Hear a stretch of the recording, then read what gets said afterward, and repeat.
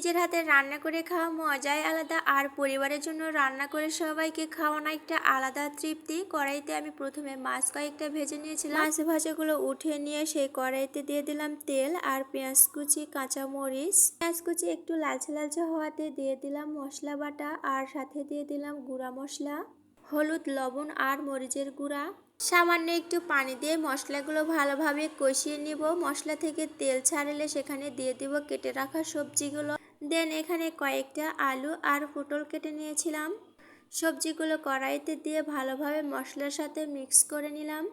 Mix করা হয়ে গেলে কষানোর জন্য আমি এখানে একটু পানি দেব, যাতে ভালো করে পটল আর আলু সিদ্ধ হয়।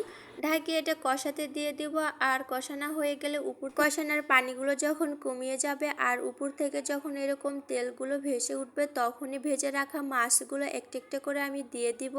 মাছগুলো দেওয়ার পরে ঝোলের জন্য দিয়ে দিব সামান্য পানি দিয়ে নাড়াচাড়া করে ঢাকনা দিয়ে ঢাকিয়ে দিয়ে কিছুক্ষণ রান্না করলে হয়ে যাবে আমার পটল, আলু ও মাছের ঝোল। আমার রান্নাটা তোমাদের কাছে কেমন লাগলো অবশ্যই কমেন্টে জানিয়ে দিও। আলহামদুলিল্লাহ, আমার তরকারির ফাইনাল লুক। দেখা হবে নেক্সট কোনো ভিডিওতে, ততক্ষণ ভালো থাকবেন। আল্লাহ হাফেজ।